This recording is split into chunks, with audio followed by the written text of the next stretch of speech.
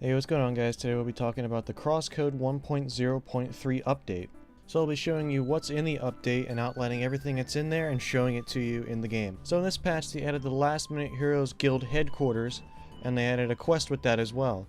They also concluded the A Promise is a Promise quest line, and finally they added dialogue from a dialogue contest back in December.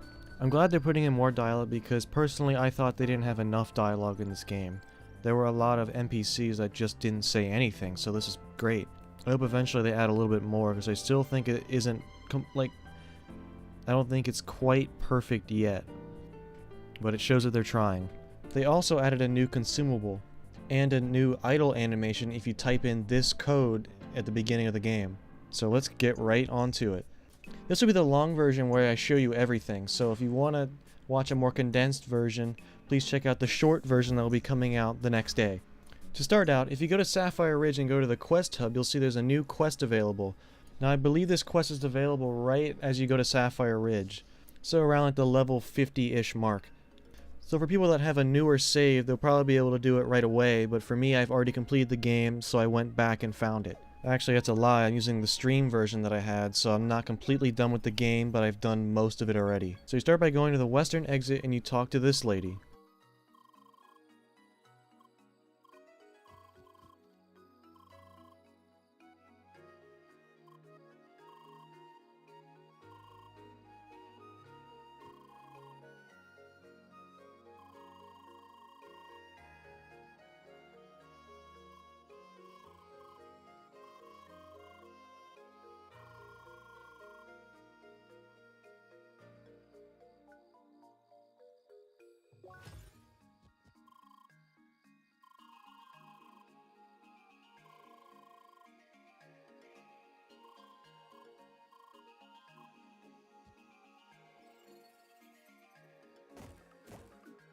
As she said, you have to go to the Last Minute Heroes Guild.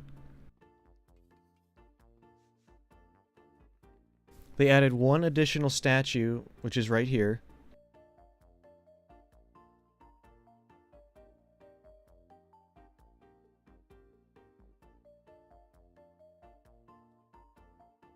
With that, they finally refurbished the interior.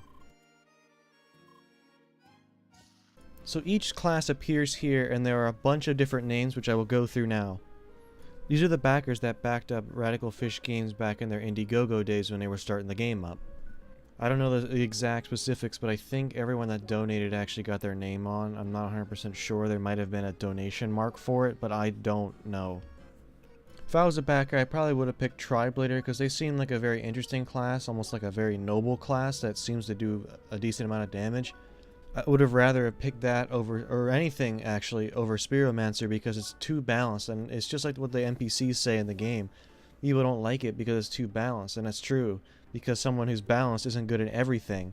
I mean, you could specialize in a specific role, but they can fit anything, which means they're not strong at anything too. Of course, they can be built to be strong in one way or another, but they'll never be the strongest in that way they choose, whether that's defense, attack, or focus. If I were to think of the Triblader in MOBA terms, I would probably say they're more of a solo laner or like a warrior type of role. Like they do a decent amount of damage, but also can take a little bit of damage as well. But my choice in class will be another video at some point in the future, because I'd love to talk more about the classes and the class balance and how it could have been if this actually was real, like a real MMO, which probably won't happen anytime soon, but it's a cool theory to think about. I'll show you the interior and the exterior and all the dialogue that the NPCs have.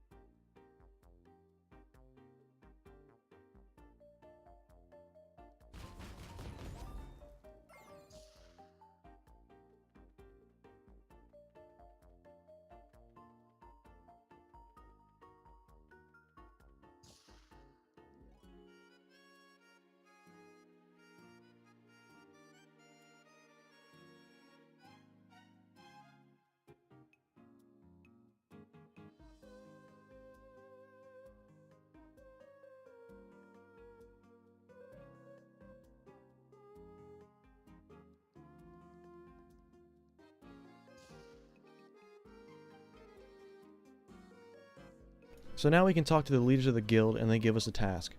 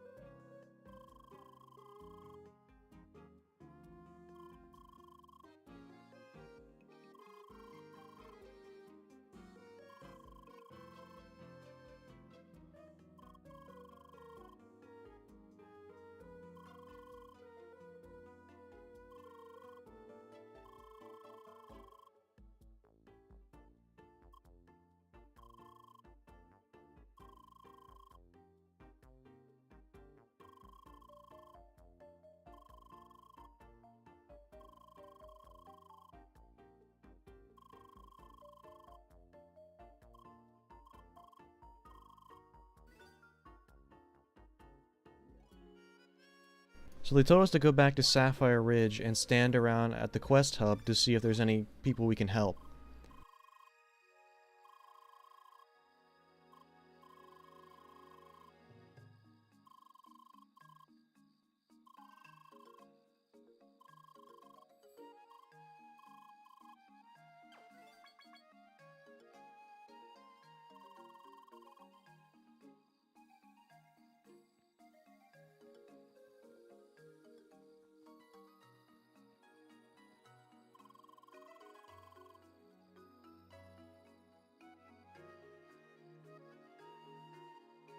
So you stand around for a bit, and then there's a call.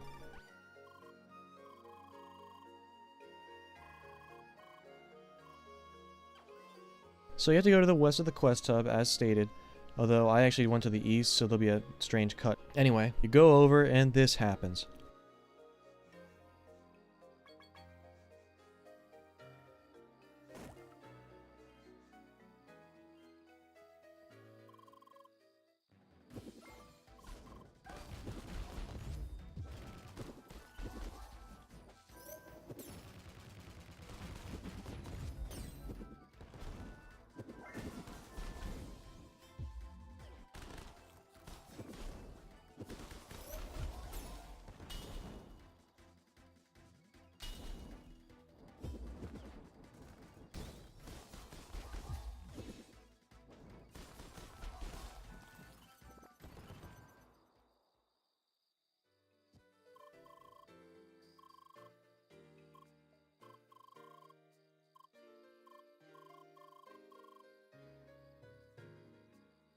After saving the tribe leader, you get another call.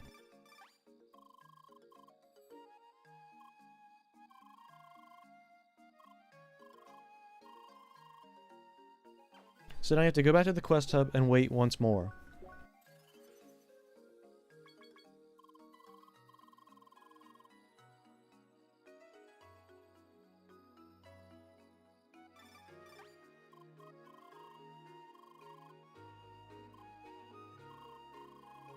Once again, you get another call and you have to go to the northeast path.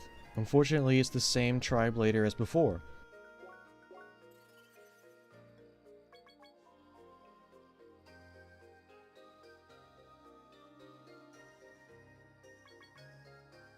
So once again, you have to kill all the samurai bugs in the area.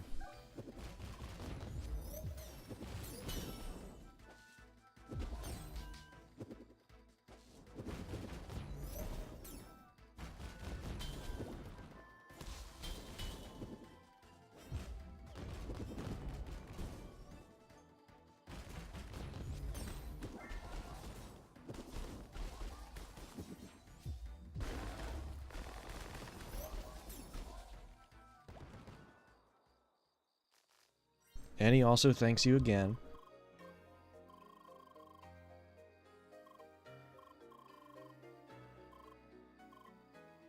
After another dance with the samurai bugs, you get another call.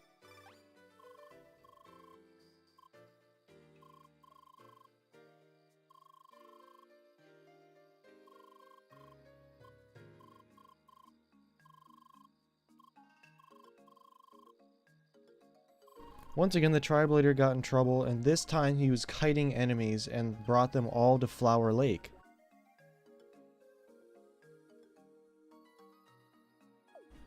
So you go to Flower Lake.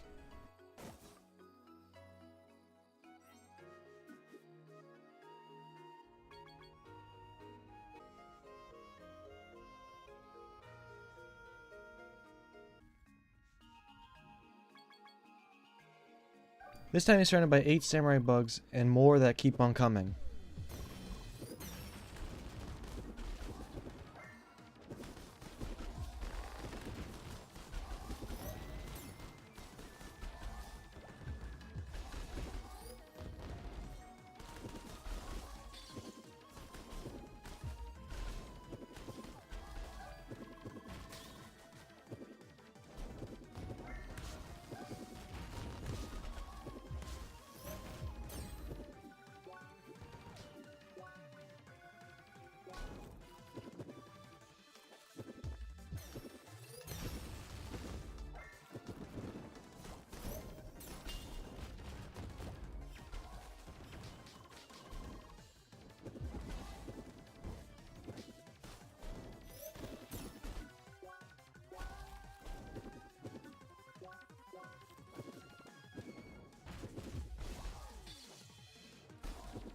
After that really long charade of samurai bugs, the guild leader shows up and he shows off his hacks.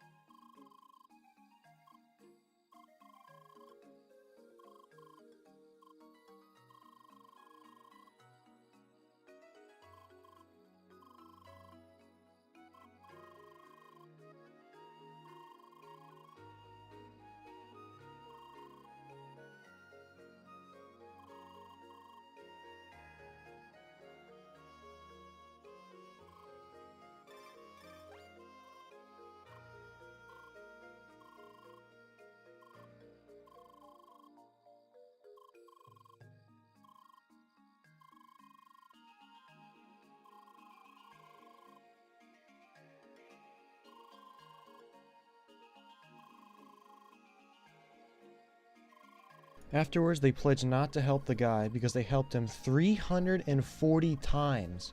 I don't even know how that's even possible in a real MMO. That is just ridiculous.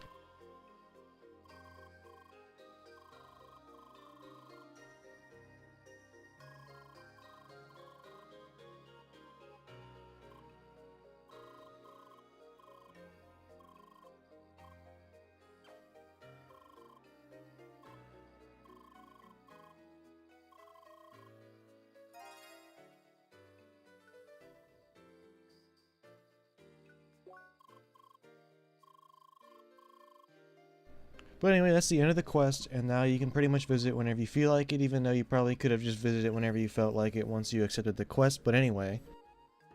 Next up is the A Promise is a Promise quest line. Just in case you didn't know, this quest is about an old man named Dakar who wants to meet up with his children again and play with them again. So what he wanted to do was find these armor pieces to finish a quest so that they could all rejoin and do this quest together. So you end up finding 4 different armor pieces throughout the game to help Dakar. They actually hadn't finished this quest yet, so this is the final piece of the quest. So to do this, all you have to do is go over to Rhombus Square and visit a brand new building. After that, you will see Dakar in the same fashion, staring into something, to which you'll surprise him once again. Like the last couple quests in the quest line, you'll have to solve a riddle.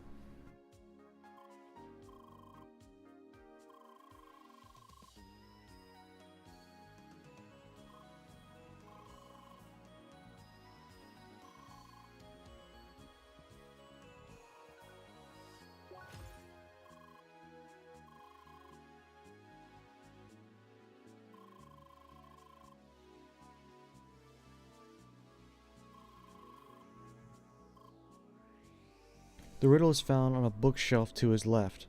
For me, this took a while to figure out because I was just genuinely stumped with how it went, although when I found it, it was actually a lot easier than I thought. But nevertheless, it added some game time.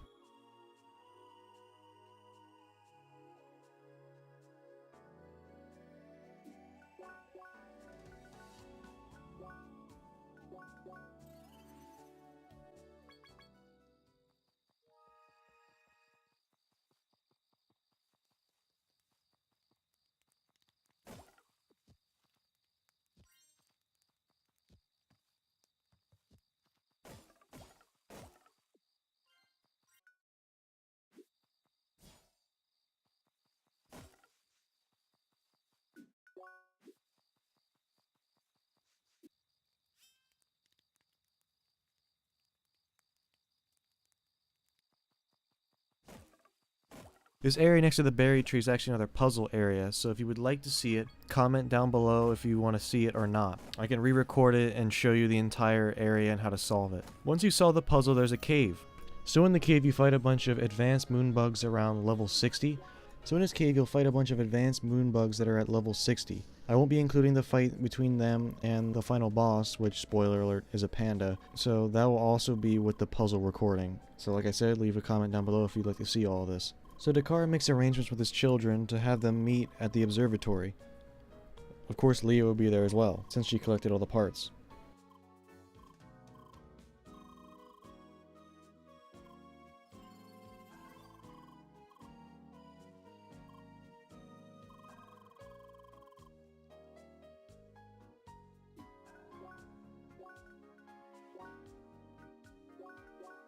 When you go there are two other players standing in front of the observatory not knowing why they were called there. Like Sergey said, Dakar was nervous as he teleported out. Therefore he private messaged his kids and masked his identity because he was so nervous.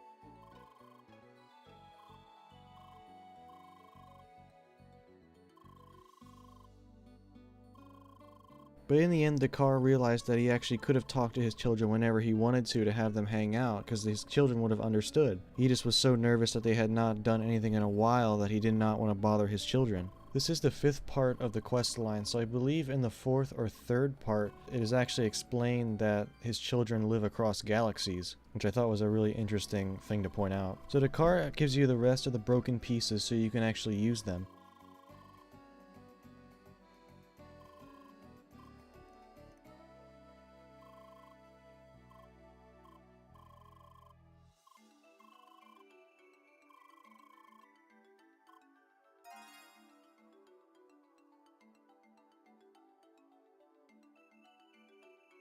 So in the end, you still don't know why Dakar is wearing armor from all classes, but now the stones are glowing on the ground. If you check the door, it actually says you've found all the pieces, but you need every class to actually open up the observatory. Before you're actually able to get into the observatory, you have to accept a quest, and this quest says that you get CP for each circuit once you complete it. And that's actually really helpful.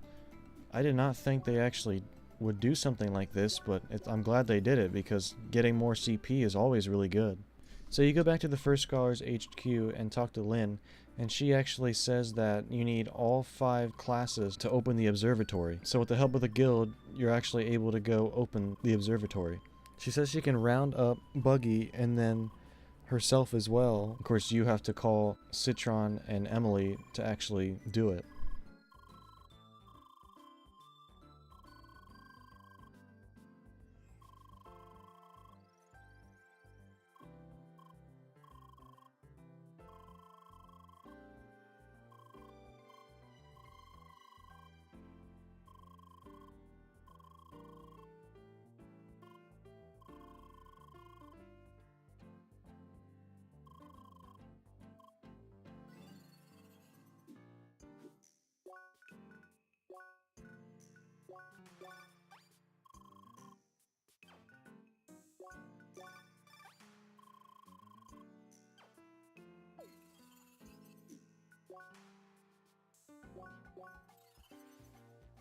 So then you guys meet at the observatory. Each class to take a different armor piece and stick it on the stones. There's one specific to each class.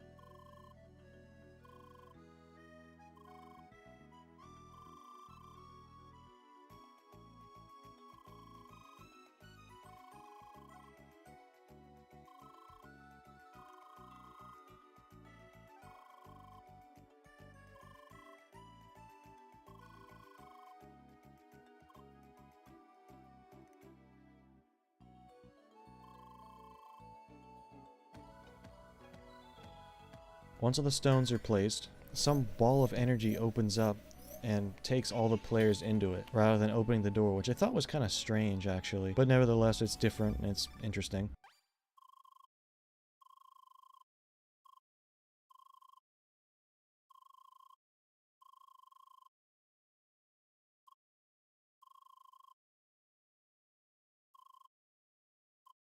So you get inside the observatory, and there's a pad on the ground. Once you step on it, it actually brings you up pretty much where a telescope will be looking outside at space. Then you get 1 free CP for each of your circuits.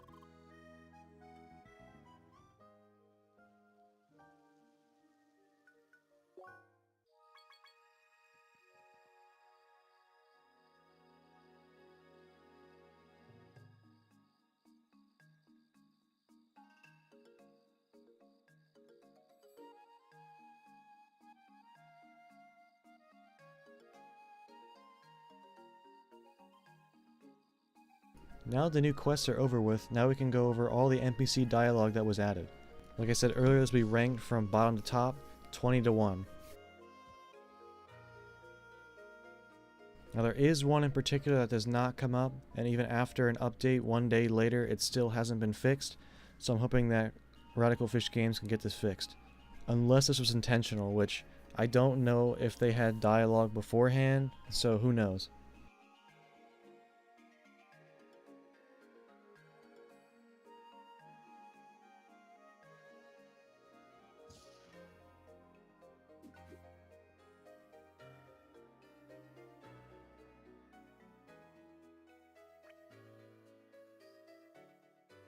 This quote in particular really struck me because, honestly, when I first started playing this game, I was in a little bit of a low period in my life, so I got really attached to the characters, and I think even if I wasn't depressed, I actually would have enjoyed the game either way, but I enjoyed it even more than I thought I would. You know, it's just like real MMOs, you know, you have those lows and you play that game to really put the past behind, and so you grow attached to the game, and when you're not playing it anymore and you've got other things to do, you kind of feel a little bad just leaving it behind. So some people, you know, it does work that they either draw something or they have a poster somewhere or a wallpaper or something that reminds them of the game and all the fun time they've had. I wish Radical Fish Games actually had a merch store, because I would buy their shirts, I would buy posters. You'd see in streams that I would actually have this stuff in the background, because I love this game a lot and I hope to support it, and if I can do anything I gotta do to help them out with the game, whether that's making maps or even just buying extra copies, you know, I'd be glad to buy extra copies for people. I have friends that are actually going to play this in the Switch, and I'm going to buy them a copy of the game whether they really like it or not, because I really want people to play this game, and I really preach it all the time that this game is great, for an indie game especially. If this game had more people and more time for extra development and maybe even possibly some net coding to actually have some multiplayer, yeah, I wouldn't mind having this be a real MMO or just being able to play this co-op. That'd be really cool. I would love to see them have extra storylines for different classes, or maybe even other special stories. The future is very uncertain, and I think that the end game that's coming out at the end of this year probably is gonna pretty much be the last of this game, and they're either gonna make a new game that's completely different that I think will fall flat, or it'll be a game similar to this one, if not the same, even following the same principles, maybe the same world, and they continue to add more, because I would love a Crosscode 2. That'd be awesome. Or even just DLC every year. I would buy DLC every year. I would pay $60 for this game. Like, I just like it that much, and I would buy it for other people. And that's just me. I'm a crazy fanboy, and I hope to pump out a lot more content about this.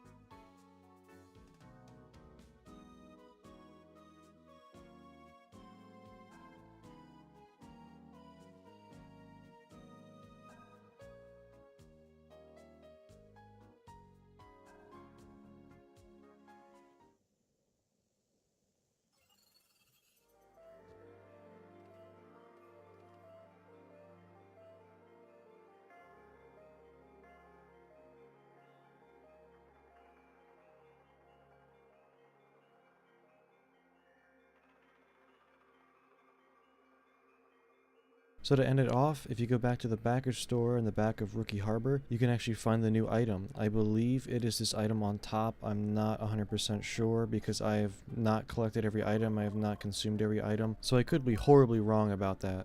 It was not stated in the official patch notes what this item was. It says that it can drop from moonbugs, but I killed a bunch of them and could not get this item. And if I did, I definitely did not notice. So as you can see, I'm going through my inventory, checking out the green items because it would be one of those. So that is it for all the dialogue. Thank you for watching. Of course, if you want to see more Crosscode content, you can subscribe. Also like the video, and I will see you guys in the next one tomorrow, which will just be the short version of this one. So if you'd like to see what that's like, maybe even critique it, you can go and check out that video. So, thank you for watching.